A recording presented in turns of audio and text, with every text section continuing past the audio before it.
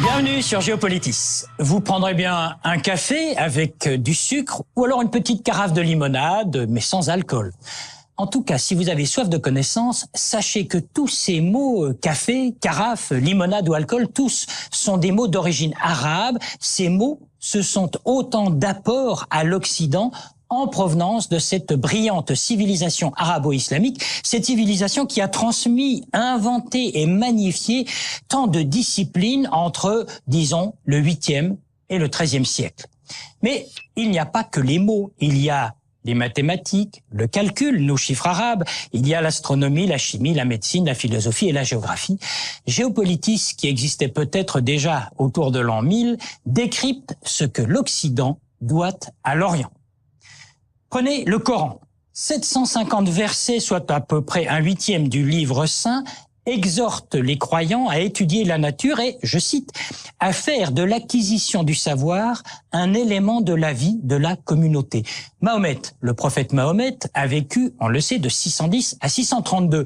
Après lui, ce furent 6 siècles de réel épanouissement intellectuel, scientifique et culturel, car après de grandes conquêtes territoriales, la civilisation arabo-musulmane s'est développée dans une phase de prospérité matérielle et intellectuelle extraordinaire.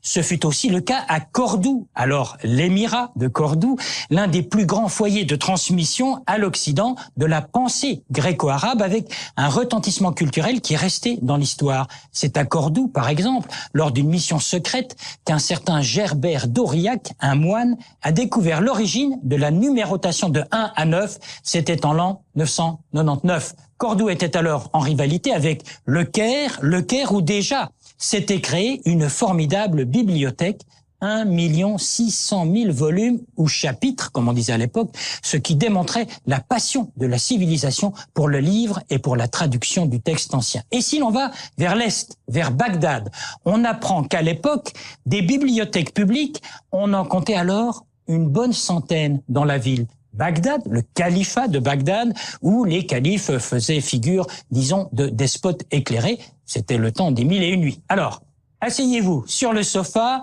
ou dans l'alcôve, venez jouer aux échecs sur le satin du divan, rien que des mots qui nous viennent de Bagdad, du Caire ou de Samarcande.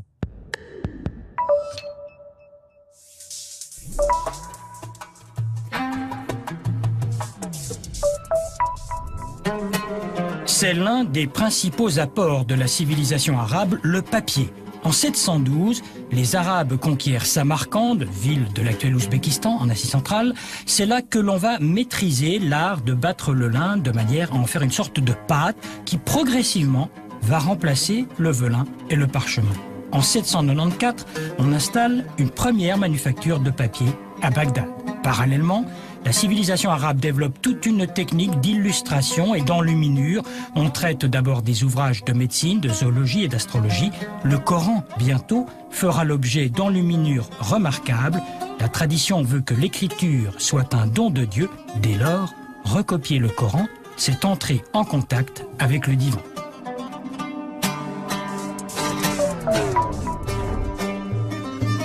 Au Moyen-Âge, les vrais pionniers de la recherche médicale, ce sont les Arabes. En premier lieu, on peut citer une encyclopédie médicale de l'époque, celle dite d'Avicenne, qui répertorie près de 800 remèdes. Et qui a vécu il y a exactement 1000 ans, est en fait le premier médecin qui a décrit avec autant de précision des maladies comme la méningite ou la pleurésie. Et c'est aux contemporains d'Avicenne que l'on doit la description de la circulation sanguine pulmonaire. Et l'opération de la cataracte, c'était déjà l'une de ses spécialités. Ils ont gardé, conservé et transmis les savoirs de l'Antiquité. C'est grâce à eux que nous connaissons les enseignements d'Hippocrate. Il semble que les Arabes aient repris la théorie dite des 4 humeurs, à savoir que la maladie résulte en fait d'un déséquilibre entre la bile, le flegme, le sang et l'atrabile. La médecine consiste alors à rétablir cet équilibre par des remèdes et aussi par une alimentation appropriée. Jusque-là, en Europe, on utilisait les chiffres romains. Et c'est au Maghreb que l'on allait mettre au point les chiffres dont nous nous servons aujourd'hui, les chiffres arabes, de 1 à 9. Coup de génie Les mathématiciens de l'époque, qui n'avaient d'ailleurs pas ce titre, ont décidé de prendre le 0, qui était d'origine indienne, et de lui conférer le statut de nombre, ce qui n'avait rien d'évident à l'époque. Tout le calcul devenait simple, avec non seulement les chiffres, mais les positions des nombres dans un ordre défini, les unités, les dizaines, les centaines, les milliers, etc. Du coup, on rendait quasi immédiate la possibilité de faire les 4 opérations de base du calcul.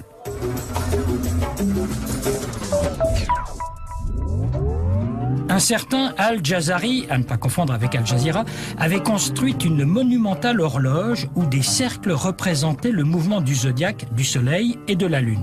L'astronomie a toujours passionné la civilisation arabe qui avait non seulement intégré mais encore développé les découvertes de grands anciens comme Ptolémée. C'est ainsi que se sont matérialisées les cartes du ciel et que se sont perfectionnés des instruments de mesure et d'observation comme l'astrolabe. Et comment oublier que ce sont ces savants arabes qui ont imaginé le plus vieil outil pédagogique de l'astronomie, le globe céleste. L'astronomie, le calcul, la médecine, le papier comme support, autant de disciplines maîtrisées par cette civilisation arabo-musulmane.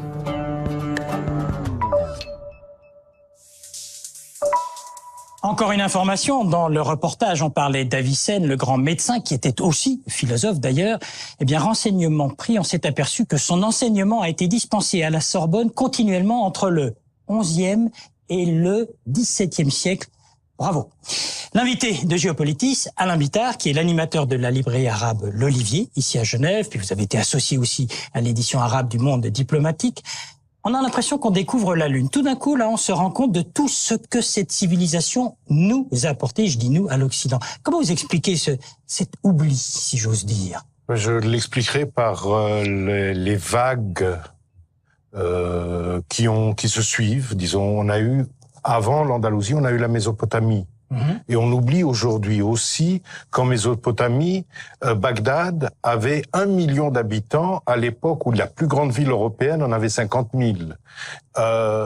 L'Empire romain s'est disloqué sous les attaques des barbares, etc. On sait que toute hégémonie se termine. Aussi tout à fait, hein. Tout à fait. Il y a eu l'Empire, il y a eu la Grèce, il y a eu Rome.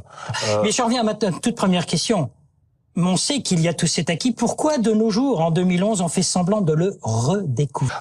Disons, il y a eu des échanges très importants avec le monde arabe, avec l'islam, au moment où les commerçants allaient, les commerçants anglais, français, allaient à la découverte de ce monde et allaient jusqu'en Inde. Et là, il y avait des échanges et il y avait une sorte de respect. Mais je crois qu'il y a eu fondamentalement une sorte d'opposition au niveau des religions. De la même façon qu'on a connu à un moment donné des affrontements mais terriblement sanglants entre les protestants et les catholiques, disons, l'islam se retrouvait rejeté, disons, et le monde arabe aussi, et il s'est replié aussi de lui-même. On voulait quoi? Gommer le côté culturel de l'islam et garder le côté religieux pour s'en servir comme on voulait? C'est un petit peu ça votre interprétation? Passé. Tout à fait. Alain Bittard, on est en 2011, au moment où il se passe tant de choses dans le monde arabe. C'est utile de revenir tout cet apport de civilisation, de culture, de science tout à fait extraordinaire. Je pense qu'il Qui peut se servir dans un sens ou dans l'autre de cette argumentation culturelle? Je pense que tout le monde. Disons, de la même façon que les deux rives de la Méditerranée ne peuvent pas vivre l'une sans l'autre, de la même façon, tous les échanges culturels qui ont eu lieu, y compris à la période andalouse, et qui ont permis, disons, un mouvement des apports culturels. Et de la même façon, aujourd'hui, avec la montée de la Chine, avec la montée d'autres pays, on va avoir d'autres bouleversements qui vont se passer au niveau culturel. Je ne crois pas que ce soit statique. Alors ça veut dire qu'en gros, il n'y aurait heureusement pas de choc de civilisation, mais simplement une juxtaposition, et puis chacun se complète? C'est heureux, ça, finalement. Écoutez, moi, je pense que la colonisation, par exemple, a aidé, a contribué à faire oublier l'apport des Arabes à gommer, tout à fait. Parce que, par exemple, à l'époque... Tout d'un coup, il y avait une sorte de civilisation qui était supérieure. Non, je veux dire, à l'époque de Napoléon, Napoléon a été en Égypte, il a amené tous ses scientifiques, il a été voir ce qui se passait là-bas, il a même réussi à faire, à son arrivée, un éloge de Mahomet en disant que les Français qui venaient étaient encore plus croyants que les Mamelouks. Donc, il y avait des échanges, il y avait des intérêts, etc. Aujourd'hui, je dirais qu'on est beaucoup plus dans un processus de domination. Et il a, disons, vécu toute la période ottomane. Au sortir de la période ottomane, il a été divisé au cordeau entre les Anglais et les Français. C'est ce qui a lieu aussi en ce moment, en cette année 2011. Devoir de mémoire, c'est important de se rappeler et de se redire ce que les civilisations nous ont emporté. Alain Bittard, de toutes ces précisions, je rappelle que vous êtes l'animateur ici à Genève de la librairie arabe L'Olivier. Merci à vous. Merci beaucoup.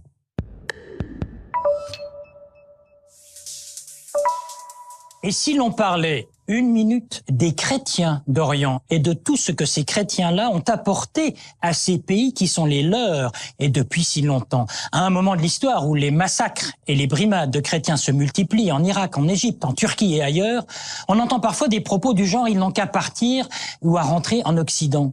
C'est une affirmation hâtive, erronée, gratuite et pour tout dire insultante. Les chrétiens d'Orient sont chez eux en Orient. Il y a des siècles qui existent et coexistent en Orient. Les églises syriaques, byzantines, maronites, chaldéennes, melkites ou coptes. Et ce sont ces chrétiens qui ont apporté au monde arabe tant de plus-value en termes de vision politique, de rêve de démocratie, et c'est un fait de définition d'un monde arabe unifié. Une contribution historique souvent passée sous silence. Oublier l'apport des chrétiens d'Orient à l'Orient, c'est aussi coupable que de mésestimer ce que l'Occident doit à l'Orient. Et sur la page web, préparée par David Nicole, le forum où vous posez vos questions à notre invité, ce que l'on dit et voit sur la toile de cette culture arabo-musulmane, des éléments cartographiques, vus du passé ou comment on a jugé tout cet apport culturel, les nombreux sites internet sur ce thème, les éditions de Géopolitis à disposition, et vous êtes toujours les bienvenus sur Géopolitis.